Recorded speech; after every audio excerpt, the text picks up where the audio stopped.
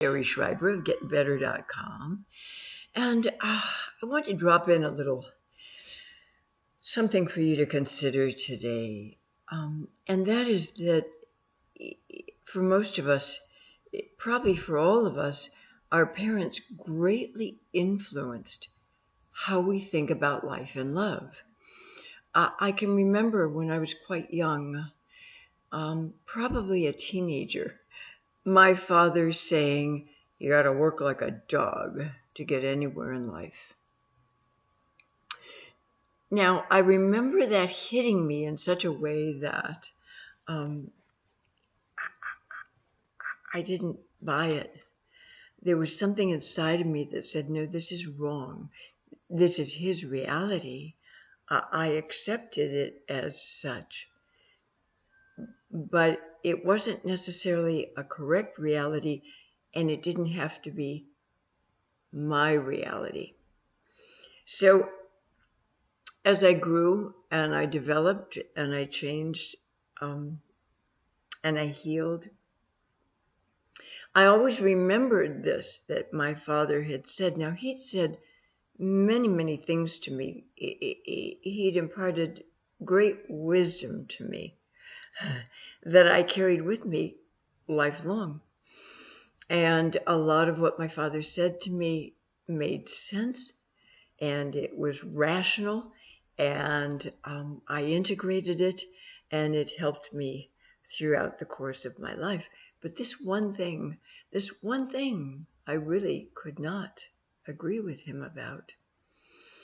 I just knew somewhere inside of me on a cellular level it was wrong. It was right for him. He'd grown up struggling a lot. He had an abusive father. He had a mentally ill mother. And life was very difficult for him. So that became his entrenched belief system. Life is hard. You got to work like a dog to get anywhere in life. And fortunately, something inside of me rebelled against that. And I remember thinking to myself, at the time he said this, I remember thinking to myself, no, you don't have to work hard. You don't have to work like a dog. You just have to figure out how to work smart. And so I've tried to work smart my whole life. I've tried to be circumspect. I've tried to look ahead to make sure that I was going to try to avert and avoid speed bumps where I could. It's not that I lived in the future, but every decision and choice I made consciously was to propel me forward, to inch me forward. And I tried to make absolutely certain that I wasn't doing things to undermine myself, to sabotage myself, making decisions and choices that would ensure that. So I would ask you to think about the messages, both directly and indirectly, that influenced you by your parents. Did you watch your parents struggle financially? Did you watch your father work all kinds of lengthy hours in order to support his family? Did your parents have way more children than they should have? Because, the reality is, if you can't feed them, you shouldn't breed them. And there have been ways to guard against conception for a long, long, long, long time, even before we had birth control pills. So you have to, I think, stop for a moment and look at what your parents' attitudes were about success and about money. Did they put down rich people? Did they make statements like rich people are assholes? Was there sour grapes on their part? Were they jealous and envious of those people who had more abundance and success than they?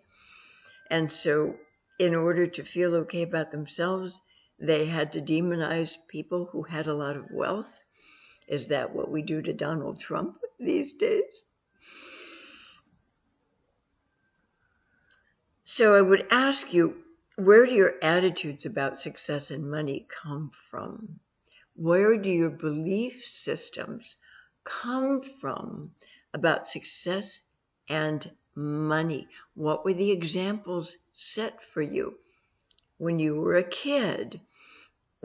What were the things that were said in your home about money and about great success and having it, and the type of person that gets it in your home? Because these things have influenced you greatly in your life. They're subliminal. They're sort of lurking around in your subconscious mind. They may not be rational to your conscious mind, but your subconscious has accepted it as truth.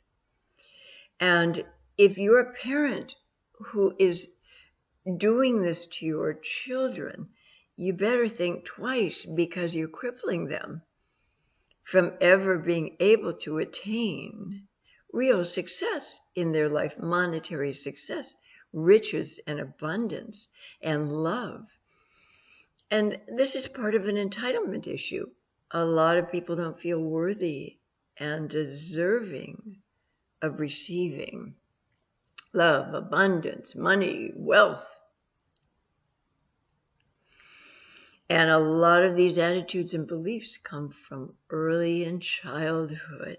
Children are like little sponges. We absorb everything we hear and see, and we go about emulating it.